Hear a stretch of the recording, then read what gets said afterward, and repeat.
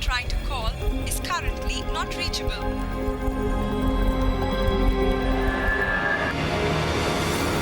जी अच्छा ठीक है। क्या हुआ? नहीं माँ, रीना वहाँ भी नहीं है। क्या? अब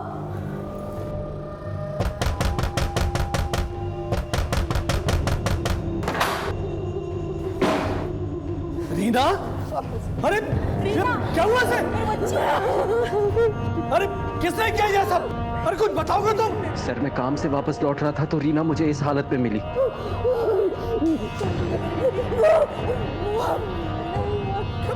मैंने भी पूछा लेकिन कुछ बता नहीं पा रही है।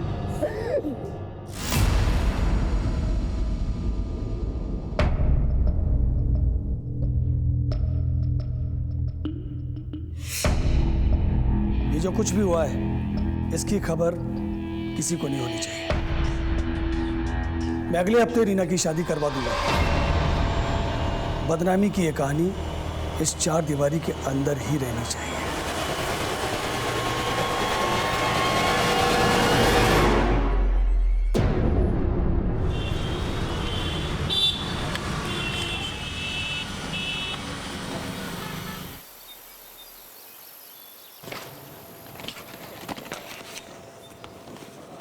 अंकिता, लंच तैयार हुआ? हाँ, लाई। आज आप कितने बजे तक आ जाएंगे? वही रोज की तरह 7 बजे। मैं भगवान से प्रार्थना करूंगी कि आज आपका काम हो जाए, प्रॉपर्टी की कोई बड़ी डील फाइनल हो जाए। काम प्रार्थना से नहीं कोशिश से बनता है। चलता हूं।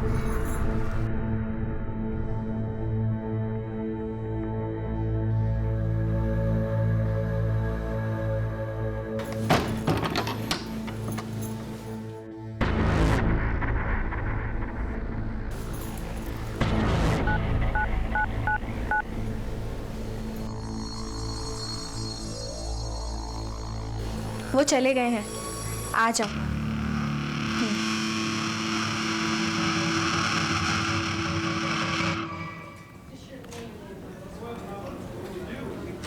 हाँ बेटा, मैंने सारे डिटेल्स भेज दिए, ईमेल चेक कर लेना।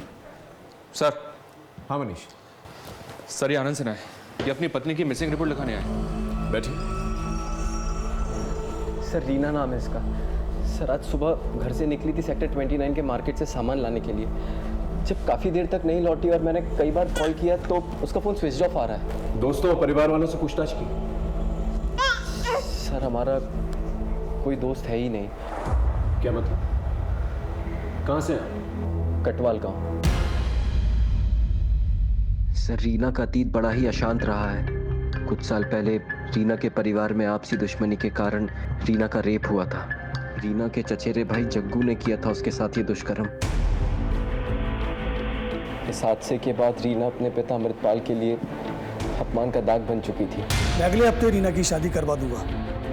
लेकिन रीना और मैं कॉलेज में साथ पढ़ते थे और एक दूसरे से प्यार करते थे, जिसका पता उसके पिता अमृतपाल को नहीं था। हम लोगों ने भागकर शादी करने का फैसला किया और यहाँ आकर शादी कर ली। उसके परिवार वालों ने तुम्हें ढूंढने की कोशिश की या रीना ने अपने माँ बाप से मिलने की कोशिश की? सर रीना ने तो नहीं, लेकिन मैं गया था अमृतपाल से मिलने के लिए, उनसे माफ़ी मांगने के लिए। माफी? अरे मेरा बस चले तो तुझे और रीना को जिंदा गाड़ दूं मैं। सारी दुनिया में मेरा तमाशा बना के मुझसे माफी मांगने आया तू? अरे मर चुकी है रीना, मेरे लिए मर चुकी है। और सुन, चुपचाप निकल जा यहां से और दोबारा यहां आने की गलती मत करना। अगर दोबारा आया तो यहां से जिंदा वापस नहीं जाएगा। निकल यहां से।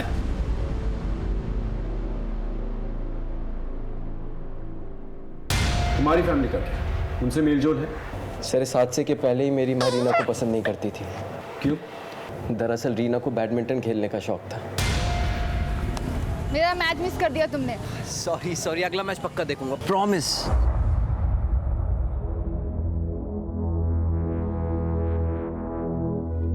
आनंद, तुम्हें कितनी बार कहा है मैंने, हमारी घर की होने वाली बहू इस तरह के खेल कूद में हिस्सा नहीं लेगी, जहाँ पर खेल कम और टंगे ज्यादा देखते हैं। देखने वालों की नजर पे है माँ जी। अपने बच्चे को दूध पिलाती माँ को भी लोग बुरी नजर से देखते हैं। आनंद, फैसला कर ले, तुझे मेरे साथ रहना है या इसका साथ निभाना है?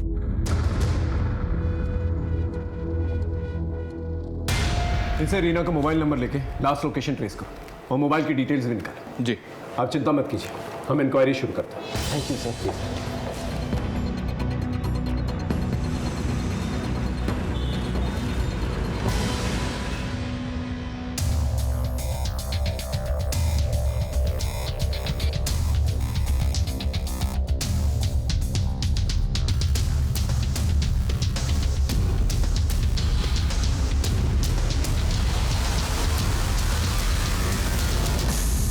सर रीना की last location sector 29 central market में ही थी।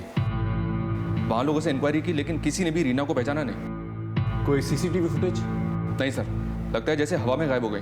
आनंद की माँ से भी पूछा, हम नहीं जानते उसकी जिंदगी में क्या चल रहा था और नहीं जानना चाहते। कहीं रीना के लापता होने का कारण उसके साथ वो हादसा तो नहीं? लेकिन सर आनंद के मुताबिक पिछले 2 साल से रीना अपने परिवार से मिली तक नहीं है। फोन लगा के देखो क्या जवाब है।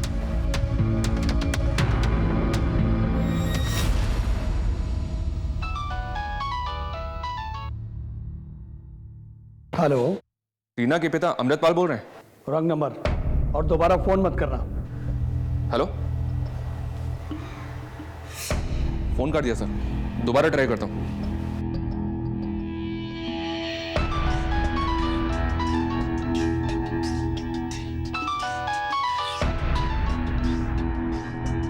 देखिए, मैं गाजियाबाद पुलिस स्टेशन से पीएसआई मनीष सिंह बोल रहा हूँ। आपकी बेटी रीना के गायब होने की रिपोर्ट लिखवाई है उसके पति आनंद ने। कुछ पता है आपको इसके बारे में? मैंने कहा ना, मुझे कुछ नहीं पता और ना पता करना है। आदमी काफी टेढ़ा लग रहा है सर। टेढ़ा होने का रीजन है उसके पास? सर कहीं ऐसा तो नहीं कि रीना का किसी के साथ अफेयर था और इसी चक्कर में कहीं भाग गई? हो सकता है, अभी फिलहाल किसी भी पॉसिबिलिटी को रूल आउट नहीं किया जा सकता। रीना के कॉल रिकॉर्ड निकालो, रीना और आनंद के रिलेशनशिप के बारे में भी पता करो, बाद में उसके परिवार तक जाते हैं। ठीक है सर।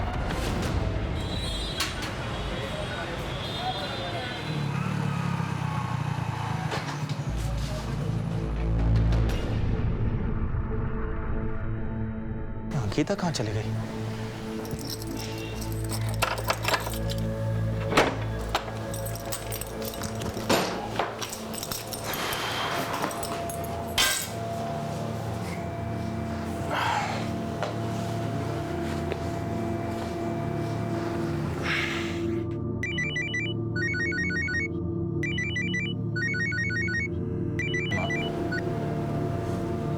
हाँ माँ बोलिए। अरे कहाँ था तू?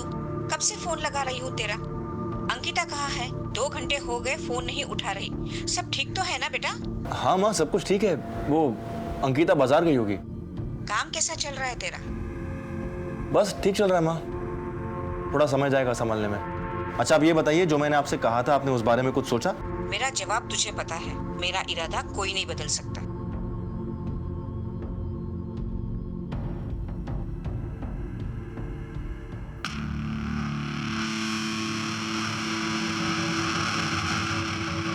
अरे आप आज जल्दी आ गए। अंकिता कहाँ थी तुम? माँ तुम्हें कब से फोन लगा रही है, तुम फोन क्यों नहीं उठा रही हो? वो मैं मार्केट गई थी, फोन चार्जिंग पर लगा है।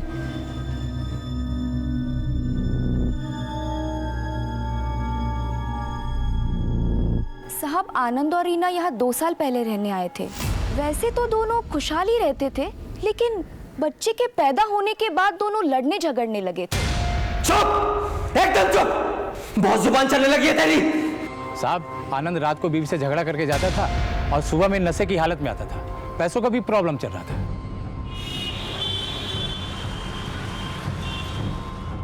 सर। हाँ मनीष। आनंद के पड़ोस में पता किया मैंने, आनंद की शादीशुदा जिंदगी ठीक नहीं चल रही थी। कहीं ऐसा तो नहीं कि इन्हीं हालातों से परेशान होकर रीना कहीं भाग गई? मैंने भी यही अंदाजा लगाया था मनीष, लेकिन शायद वो अपने छोटे बच्चे को छोड़कर कहीं जाए ना। रीना का पास काफी अशांत है, हो सकता है उसके लापता होने का तार उसके गांव कटवाल से जुड़ा।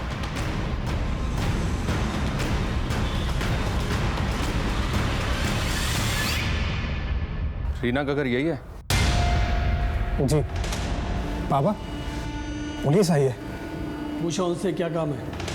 कहना है केस के सिलसिले में पूछताछ करनी है, अगर वक्त नहीं है तो समन्स भेज के थाने बुलवा लेते हैं। मैंने आपसे फोन पे ही कहा था कि रीना से ना तो मेरा कोई रिश्ता है और ना ही कोई लेना देना। क्या हुआ रीना को? कालिक पोती थी रीना ने हमारे परिवार के मुंह पर। जग्गू ने उसके साथ जो कुछ भी किया, उसके बाद मैंने उसके लिए एक बहुत अच्छा रिश्ता तय किया था, लेकिन रीना मेरे नाक के नीचे मेरे ही टुकड़ों पर पलने वाले एक मामूली से आदमी आनंद के साथ भाग गई। इतना सब होने के बावजूद आनंद ने रीना को अपना लिया, उससे शादी भी कर ली। वो तो आपके पास माफी भी मांगने आया था। आनंद, उसकी बातों पर भरोसा मत करना। वो मेरे पास माफी मांगने नहीं, जायदाद में हिस्सा मांगने आया था। अगर सीधी तरह से आपने रीना को उसका हिस्सा नहीं दिया ना, तो मुझे कोर्ट जाना पड़ेगा। हाँ, अगर आप रीना को अपनाना नहीं चाहते तो मत अपनाओ, लेकिन उसे उसका हिस्सा तो देना पड़ेगा। अच्छा, तो कोर्ट जाएगा? जा, मुझे जो देना था वो दे चुका हूं। अब तुझे इस घर से सिवाय बेइज्जती के और कुछ नहीं मिलेगा। हम यहाँ रीना की मिसिंग कंप्लेंट की तफ्तीश करते हैं। क्या आप लोग में से कोई जानता है कि रीना कहाँ है? एक बार चली गई सो चली गई, पलट के वापस नहीं आई सर। ठीक है, जैसे आप लोगों को कुछ पता चलता है हमें बताइएगा।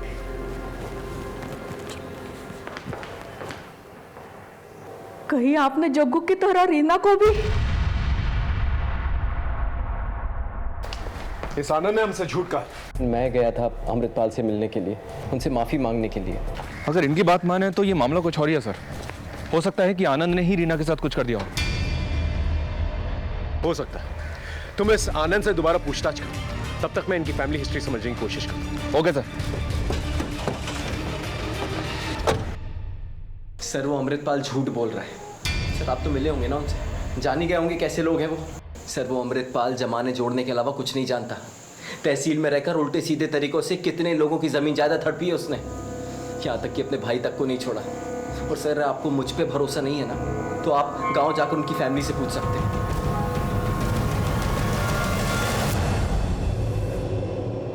साहब, अमृतपाल ने हमें बर्बाद कर दिया था। सारी उपजाऊ ज़मीन उसने अपने नाम पे कर ली थी और सारी बंजर ज़मीन उसने हमारे लिए छोड़ दी। इस बात को लेकर जब मेरे बेटे जगन्नाथ ने आवाज़ उठाई तो अपनी ही बेटी के बलात्कार की झूठी केस में उसे फंसा दिया। मुझे आज भी याद है।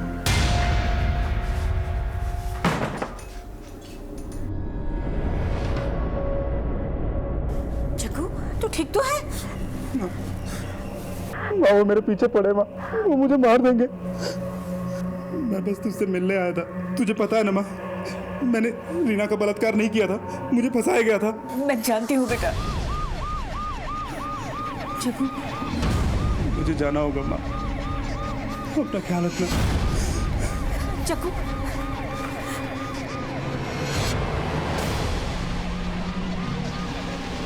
जब वो जेल से बाहर आया तो अमृतपाल ने मुख भरी करके उसे पुलिस के हाथों मरवा दिया।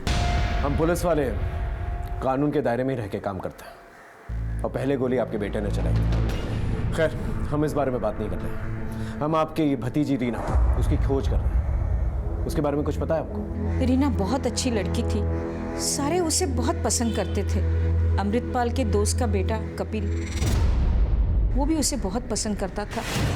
कुछ दिनों के बाद कपिल उस पर हक जमाने लगा तो रीना ने उसे छोड़ दिया।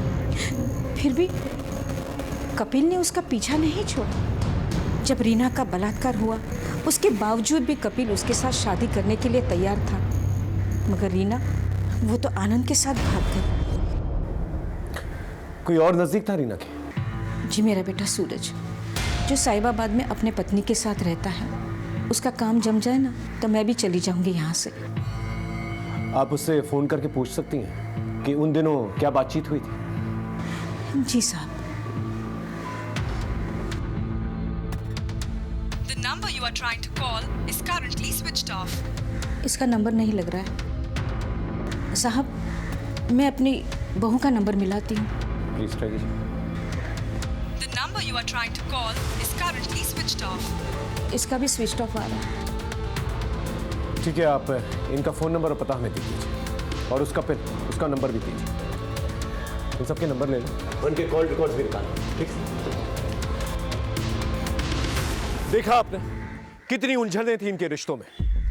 कोई भी ब्लॉक सीधी नहीं बैठ रही थी और हम हर एक मिलती लीड के साथ और ज्यादा हैरान होते जा रहे थे। यहां से मैं आपको लेके चलता हूं उस मौका वारदात पे जहां से हमने इस कहानी की शुरुआत की थी।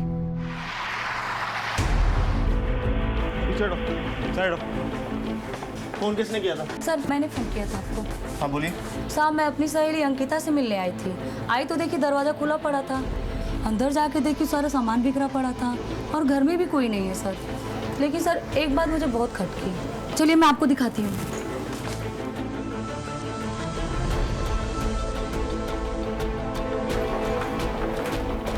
सर ये दरवाजा अंदर से लॉक है। शुक्ला छोड़।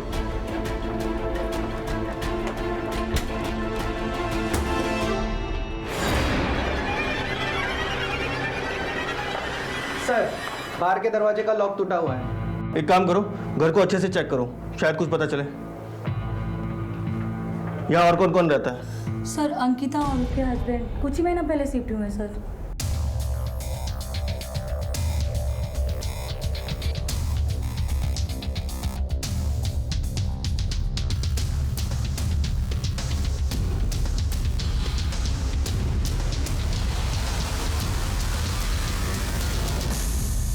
इसकी बीवी का है, उसका नंबर है कोई आपके पास? हाँ सर मैंने फ़ोन किया था, वो अपने मायके में है, बस वो निकल चुकी है सर। ठीक है, आप बाहर वेट कीजिए।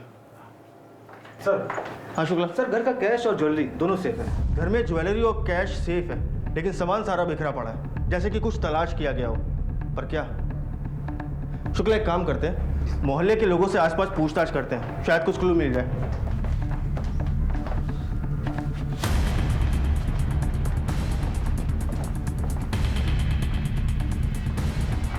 कातिल को हमला करने के लिए इस ऊंचाई तक चढ़ना पड़ा होगा।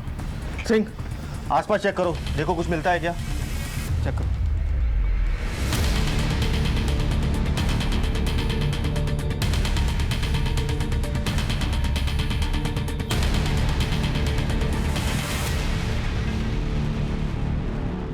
सर। हाँ सिंह बोलो। हाँ सर ये सीढ़ी। शुक्ला मर्डर वेपन के साथ इस सीढ़ी को भी फॉरेंसिक में भेजो, शायद कोई फिंगरप्रिंट मिल जाए। Okay sir. सर ये पास में गन्ने का जूस का ठेला लगाता है, इसने कुछ देखा है? क्या देखा तुमने? साहब परसों शाम से एक बूढ़ा आदमी यहाँ आता था और उसके हाथ में एक ऐसी सीढ़ी थी और हाथ में एक सब्वल था। देखने में कैसा था? उसका स्केच बनवा सकते हो? नहीं साहब, इतना ध्यान से उसका चेहरा नहीं देखा था। ठीक है, जा सकते हो। शुक्ला जी सर। इस बूढ़े आदमी के बारे में पता करो, मुझे लगता है कि हमलावर यही है। और इस सीढ़ी और सब्बल के बारे में भी पता करो, देखो ये कहाँ से खरीदा गया है। पास ही में एक मजदूर चौक भी है, वहाँ भी पूछताछ करो। Okay sir.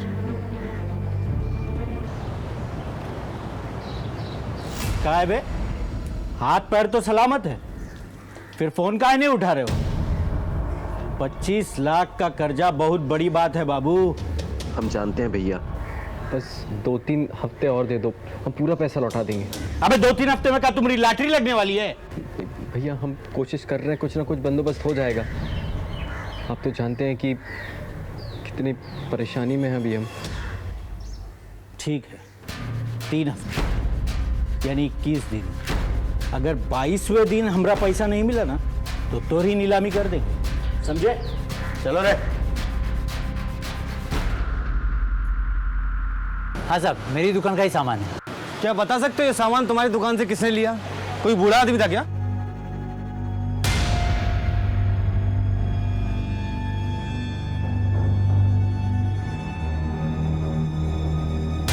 हाँ साहब, बूढ़ा आदमी था। आप उस बूढ़े आदमी का स्केच बनवा सकते हो? इतना साफ तो याद नहीं है साहब मुझे। ठीक है, थैंक यू। कांस्टेबल एक काम करो, इस एरिया के सारे सीसीटीवी फुटेज चेक करो, कहीं ना कहीं कैप्चर तो हुआ होगा। सर मैं 1 हफ्ते के लिए अपने मायके गई थी क्योंकि मेरे पति भी गांव जाने वाले थे। अंकिता क्या लगता है आपको, आपके पति की हत्या किसने की होगी? सूरज की किसी से कोई दुश्मनी थी? पता नहीं सर, मेरे पति तो बहुत सीधे साधे इंसान थे, प्रॉपर्टी डीलिंग का काम करते थे। लेकिन सर उनका कुछ दिनों से एक समीर नाम के प्रॉपर्टी डीलर से झगड़ा चल रहा था। इनफैक्ट सर उस समीर ने उनको धमकाया भी था। ठीक है अंकिता, अभी आप जा सकती हैं। ज़रूरत पड़ने पे हम आपको फिर बुलाएंगे। जी सर।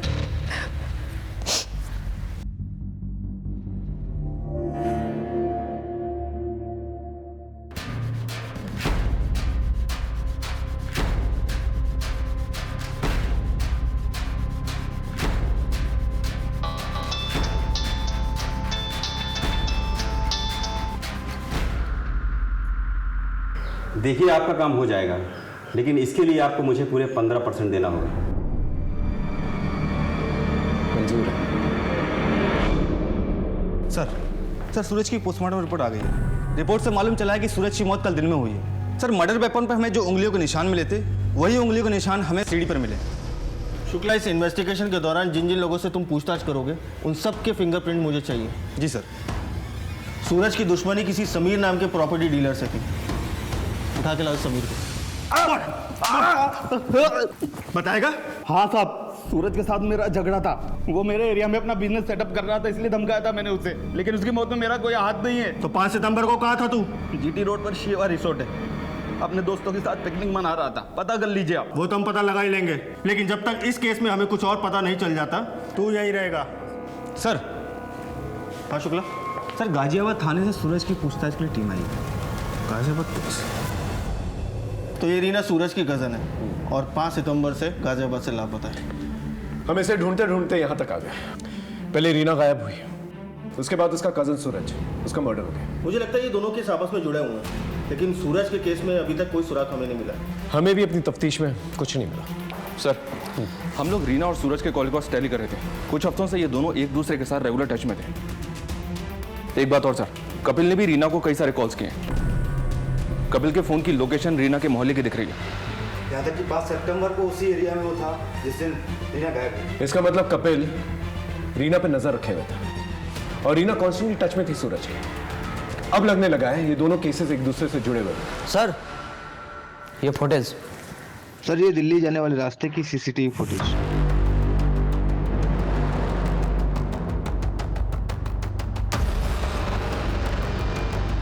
ये बूढ़ा आदमी सीसीटीवी फुटेज में क्लियर दिख रहा है और दिल्ली जाने वाले रास्ते से दिख रहा है। और जिस ऑटो से ये निकला था उसका नंबर भी साफ साफ दिख रहा है। शुक्ला, एक काम करो, इस ऑटो को ट्रेस करो और पता लगाओ ये आदमी कौन है। Okay sir. और हम लोग आनंद से पूछते हैं ये रीना, कपिल और सूरज का क्या ट्रायंगल है? दोनों खानदानों में खूनी जंग चल रही थी, दोनों एक दूसरे से नफरत करते थे। ये बात समझ में तो आ रही थी, लेकिन रीना और सूरज की दोस्ती, ये बात हलक से नहीं उतर रही थी। इन दोनों के बीच में क्या चल रहा था? सवाल जितने चौंकाने वाले थे, जवाब उतने ही हैरत अंगेज। हम 2 दिशाओं से भटकते भटकते एक सड़क पे आ गए थे।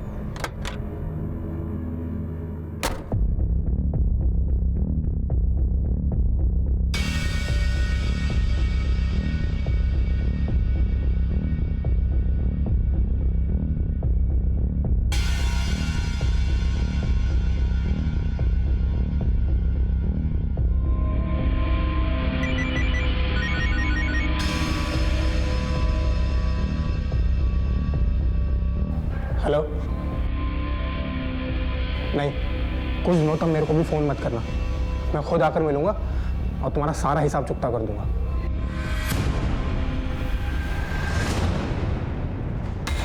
क्या सूरज का खून हो गया? सर रीना का कुछ पता चला? वो हम पता कर रहे हैं। पहले तुम बताओ, तुम इस कपिल के बारे में क्या जानते हो? वो प्यार करता था रीना से, अपना हक जताता था रीना पर, और तो और वो घर तक पहुंच गया था सर। हाथ जोड़ते मेरा पीछा छोड़ दो। कौन सी भाषा में समझाया हम तुमको? दोबारा रीना के पास भी दिखे ना तो सोच लेना। निकलो यहाँ से। बहुत बड़ी भूल कर दी रीना तुमने। चल निकल, दोबारा नजर मत आना। तो ये बात पहले क्यों नहीं बताई? सर, मुझे लगा वो क्या कर सकता है, बस इसीलिए। ये कपिल कहाँ रहता है? बहरामपुर। इन दोनों रीना और सूरज के बीच में बहुत बातचीत हो रही थी, क्यों? सर, सूरज बहुत अच्छा आदमी था। उनके पूरे परिवार में वही एक समझदार इंसान था। वो रीना के साथ मिलकर अपने और अमृतपाल की फैमिली के बीच सुलह कराना चाहता था। रीना उसका साथ दे रही थी। जिस दिन सूरज का मर्डर हुआ 5 सितंबर, तू कहाँ था? मैं वकील के दफ्तर में था। सारा दिन कागजी कार्रवाई में ही गुजर गया था।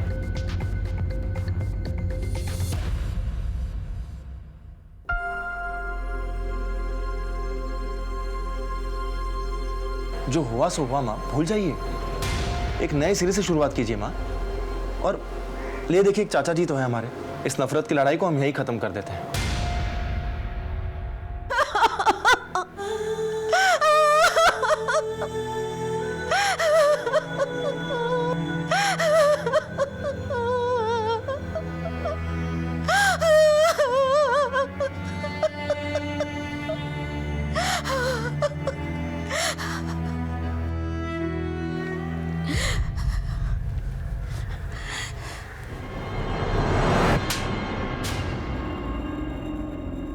तूने यहाँ आने की हिम्मत कैसे की? हमें बर्बाद करके अब तमाशा देखने आया है? तूने ही मारा ना मेरे सूरज को। हम तो यहाँ आपका दुख बांटने आए थे दीदी। दुख भी तुम ही देते हो और बांटने भी तुम ही आते हो। निकल जाओ यहाँ से। पड़ गई तेरे कलेजे में ठंडक। तूने कहा था ना मुझे यहाँ आने के लिए, करा दी ना मेरी बेइज्जती। मैं तुम्हारी शक्ल कभी नहीं देखूंगा।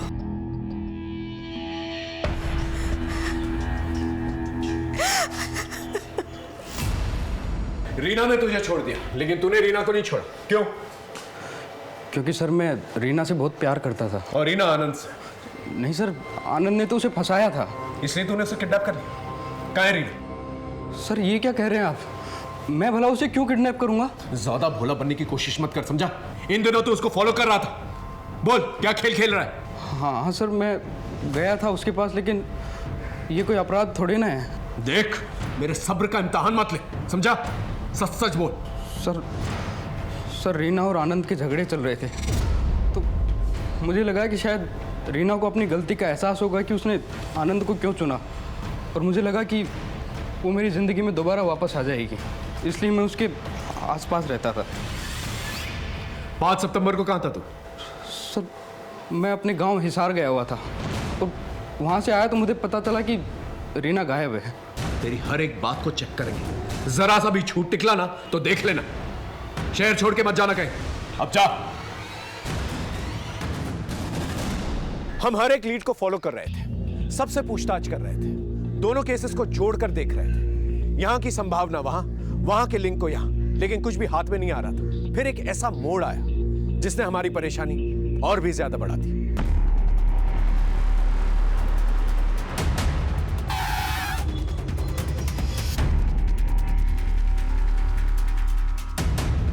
साहब ये देखो साहब।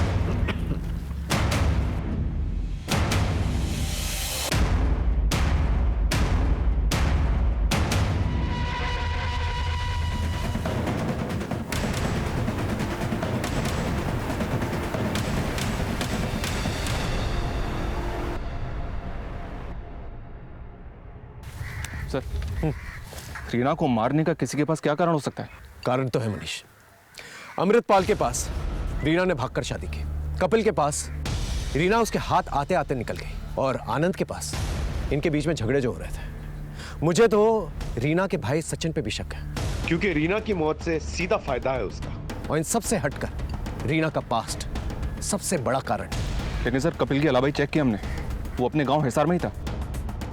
जरूरी नहीं हर इंसान जो है अपना काम खुद ही करे, वो किसी और से भी करवा सकता है। इन दोनों परिवारों के बीच में काफी तनाव था। एक परिवार में जग्गू का इनकाउंटर हो जाता है और सूरज की हत्या, और दूसरे परिवार में रीना की हत्या। इन सब परिवार वालों की एक लिस्ट बनाओ, इन सब पे नजर रखो, इनकी कॉल हिस्ट्री निकालो। कोई तो है जिस परिवार के पीछे पड़ा हुआ है। ये रीना की पोस्टमार्टम रिपोर्ट आई है सर। पोस्टमार्टम रिपोर्ट के हिसाब से मौत सर पे चोट लगने से हुई है, डिफ्यूज एक्सोनल इंजरी, जिसकी वजह से स्कल में क्रैक पड़ गया। परिवार वालों से कुछ पता चला? हमने हर एक मेंबर के कॉल रिकॉर्ड्स और उनकी मूवमेंट्स चेक किए। एक बात सामने आई है सर, ये अमृतपाल दोनों ही मर्डर्स के दिन गाजियाबाद में था, और हर बार कुछ घंटों के लिए इसका फोन भी बंद था। सूरज की पत्नी अंकिता की ये बात झूठ थी सर कि वो मायके में थी, जबकि उसका फोन गाजियाबाद में ही राजनगर में एक्टिव था, और अक्सर वहीं एक्टिव रहा है। रीना के भाई सचिन के भी कॉल रिकॉर्ड्स हमने खंगाले सर, उसमें 1-2 नंबर्स ऐसे सामने आए हैं जिन पर इसने उन दिनों कई सारे कॉल्स किए हैं। हम चेक कर रहे हैं। एक काम करो, अंकिता को थाने बुला और इस अमृतपाल और सचिन पे नजर रखो। एक एक को घेरता है। इस बूढ़े आदमी को तुमने ही अपने ऑटो से छोड़ा था ना? हाँ साहब, इसको यमुना विहार में छोड़ा था साहब। बहुत जल्दी में था साहब। 50 रुपए की जगह सर 100 रुपए दिया। और कोई बात नोटिस की तुमने? सर इसके पास एक ब्लैक कलर की बैग थी साहब। तुम उस जगह ले जा सकते हो जहाँ वो उसे छोड़ा था? जी साहब। चल। ये रहे तुम्हारे कॉल रिकॉर्ड्स। हमसे झूठ क्यों कहा तुमने कि तुम्हारे पति के मर्डर के दिन तुम अपने मैके में थी, जबकि तुम गाजियाबाद में थी, राजनगर में? क्या छुपा रही? सर वो मेरा किसी के साथ अफेयर चल रहा है। लेकिन तुमने तो कहा था कि तुम्हारा पति एक अच्छा इंसान है, तुम्हारी अच्छे से देखभाल करता है, फिर ये अफेयर? सर मैं सूरज को बहुत प्यार करती थी, लेकिन मुझे उससे पति का सुख नहीं मिल पा रहा था, इसलिए सर मेरे कदम थोड़े बहक गए थे। कौन है? क्या नाम है इसका? मेरे कॉलेज का ही दोस्त है सर, अनिल। और उसके साथ मिलकर तुमने सूरज की हत्या कर दी? सर ये आप क्या कह रहे हैं? सूरज के साथ ऐसा करने का मैं सोच भी नहीं सकती। और सर ये बात आप भी जानते हैं, जिस वक्त सूरज की मौत हुई उस दिन राजनगर में थे हम दोनों। सर मेरी बात का यकीन कीजिए। हमारे पास शक की भी वजह है और यकीन की भी। हमारी नजर है तुम पर।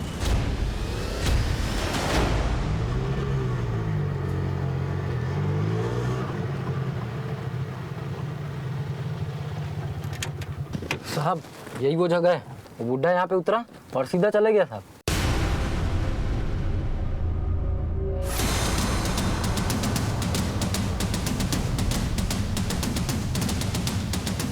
सारे एरिया को छान मारो।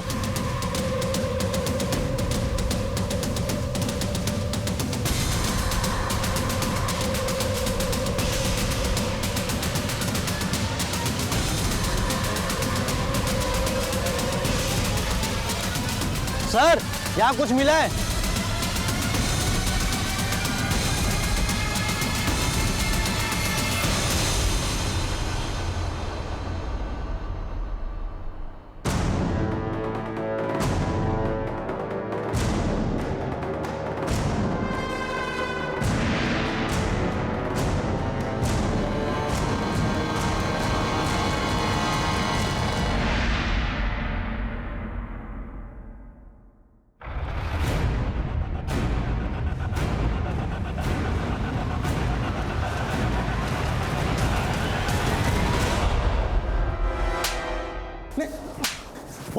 इतने पैसे लेके कहां जा रहा था तू? रीना के मर्डरर्स के पास? नहीं सर, रीना की हत्या और मैं। तो फिर ये सब क्या है? सर मुझे एक्चुअली प्रोस्टिट्यूट के पास जाने की लत लग गई थी सर। पापा पैसे देते नहीं थे तो मैंने सोने में मिलावट करके पैसा कमाया सर। बस उन्हीं का हिसाब चुकता करने जा रहा था सर। तो फिर भागा क्यों? सर मुझे लगा आप लोग सोने के मिलावट के केस में मुझे पकड़ने आए सर। ये सब मेरे को जग्गू भैया ने सिखाया सर। जग्गू जिसने तेरी बहन का रेप किया? सर रीना खुद नहीं जानती थी उसका रेप किसने किया सर। उस हादसे के बाद पापा ने उसे घर में कैद कर दिया था और सर हम लोग को बाद में पता लगा कि वो प्रेग्नेंट है, तो पापा ने उसका अबॉर्शन करा दिया और कपिल के साथ उसकी शादी फिक्स कर दी, जिससे किसी को कुछ पता ना चले।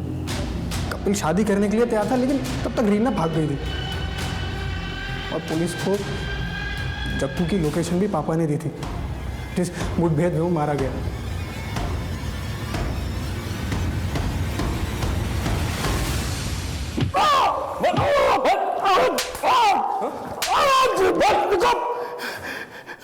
क्यों मार रहे हो तुम मुझे इतना?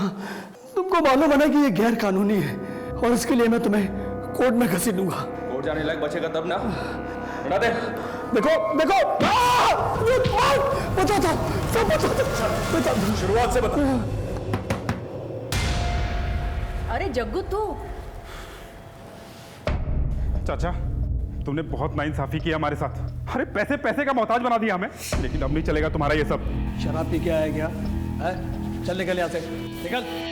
छोड़ूंगा नहीं मैं तुम्हें चाचा। मुझे समझ नहीं आ रहा था कि जग्गू से कैसे छुटकारा पाऊं, और फिर एक दिन रीना, अरे क्या हुआ इसे? रीना का बलात्कार किसने किया है ये उसे नहीं पता था। जो हो गया उसे तो नहीं बदल सकता था, लेकिन जग्गू को इस केस में फंसाकर उससे मैं जरूर छुटकारा पा सकता था। इसलिए मैंने जग्गू के खिलाफ FIR दर्ज करा दी। जग्गू गिरफ्तार हो गया, लेकिन इतना सब कुछ होने के बाद रीना का हाथ कोई नहीं थामने वाला था। इसलिए मैंने जमीन का एक हिस्सा रीना के नाम कर दिया। वो जमीन भी मेरी हड़पी हुई थी। कितना लालची आदमी है तू। अपनी बेटी के इतने बड़े हादसे को अपने फायदे के लिए इस्तेमाल किया। जग्गू को दोबारा कैसे फंसाया? जेल से छूटने के बाद जग्गू और भी खतरनाक हो गया था और पुलिस का एक वांटेड मुजरिम था, इसलिए मैंने उसके लोकेशन की इंफॉर्मेशन पुलिस को दे दी। चल अब इतना बता दिया तो ये भी बता दे, रीना और सूरज के मर्डर के दिन तू गाजियाबाद में क्या कर रहा था और तेरा मोबाइल फोन क्यों ऑफ था? दोनों के मर्डर में तेरा हाथ है ना? बोल बोल। नहीं, गाजियाबाद में अक्सर तहसील के काम से जाता हूँ और वहाँ मुझे अपना फोन स्विच ऑफ रखना पड़ता है। मैंने इन दोनों में से किसी का मर्डर नहीं किया। सर ये अमृतपाल क्या सच कह रहा है? अगर इसका हाथ नहीं तो फिर किसका हाथ है? क्योंकि इसके अलावा हमारे रडार में और कोई बूढ़ा आदमी नहीं है। हमने रीना और आनंद की पूरी जिंदगी खंगाल ली, सारे एलिबाइज भी चेक कर लिए, कुछ नहीं मिला। कुछ तो मिसिंग है मनीष। सर एक नई इन्फॉर्मेशन हाथ लगी है। सर हम जैसे बूढ़ा आदमी समझ रहे थे, बल्कि बूढ़ा आदमी नहीं, बूढ़े आदमी के भेष में था। उस रिक्शे वाले ने जिस जगह उसको उतारा था उस जगह से हमें कुछ चीजें मिली हैं, जैसे जले हुए बाल और बैग।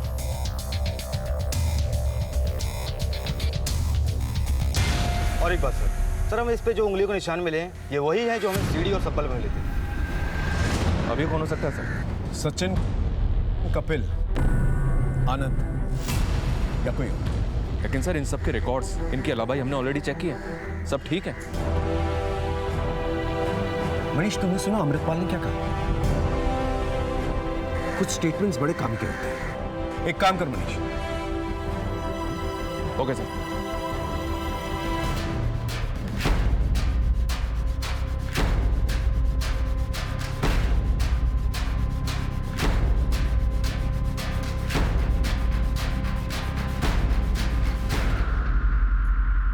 जी हाँ, उस दिन पूरे दिन आनंद ऑफिस में था मेरे साथ, लेकिन इतनी सी बात के लिए मुझे यहाँ लाने की क्या जरूरत थी? जरूरत थी क्योंकि हमने तेरी थोड़ी सी हिस्ट्री निकाली। तूने उस रिकवरी एजेंसी के खिलाफ कोई केस ही दर्ज नहीं किया। 5 सितंबर को तो ऑफिस में भी नहीं था, ऊपर से तेरे खुद के खिलाफ जालसाजी के कई कंप्लेंट्स हैं। अब अपनी वकालत खुद करेगा या एक अच्छे वकील को बुलाओ? दरअसल मैं प्रॉपर्टी के कुछ फेक डॉक्यूमेंट्स बना रहा था। किसके प्रॉपर्टीज के?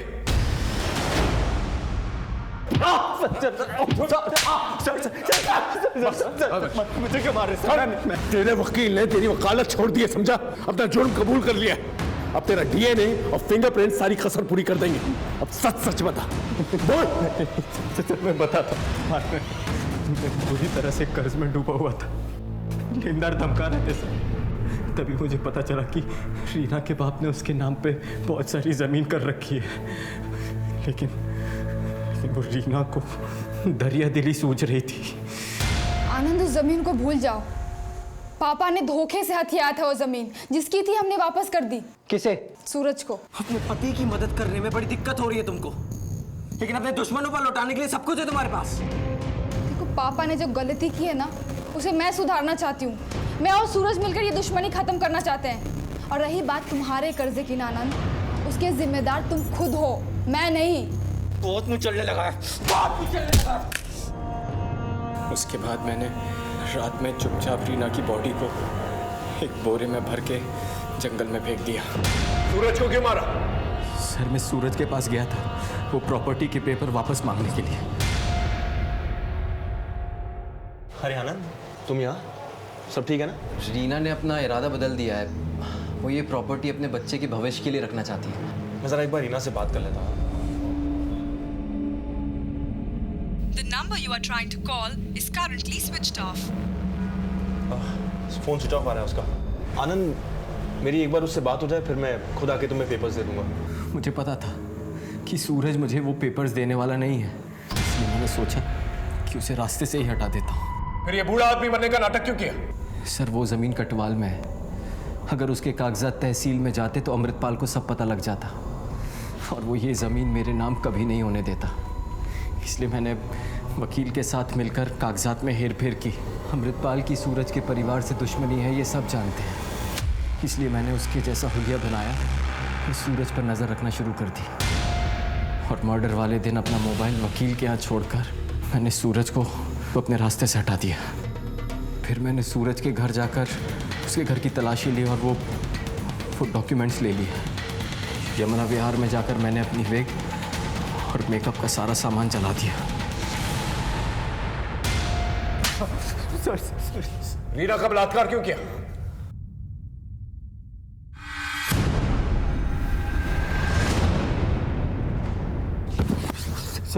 बोल, रीना का रेप क्यों किया? बोल। सर बताता सर, वो अमृतपाल रीना के लिए रिश्ते ढूंढ रहा था और वो कपिल उसके पीछे पड़ा हुआ था। सर मुझे लगा कि रीना मेरे हाथ से निकल जाएगी, इसलिए मैंने अपने एक दोस्त से कह के उसका रेप करवा दिया और खुद हमदर्दी जताने चला गया। मैं रीना को भगा कर ले गया, सोचा कुछ दिन में सब कुछ ठीक हो जाएगा, लेकिन कैसा इंसान है तू? अपनी लालच में इतनी तबाही मचाई, अब सारी जिंदगी जेल में सड़ना और यही सोचना। हर जुर्म के पीछे एक कहानी होती है, एक दस्तक होती है। जो वक्त रहते संभल गए तो संभल गए, वरना जुर्म की ये खाई अच्छों को निगल जाती है। फिर मिलेंगे एक नए केस के साथ, तब तक देखते रहिए क्राइम पेट्रोल दस्तक। मकसद बताना नहीं, बचाना है।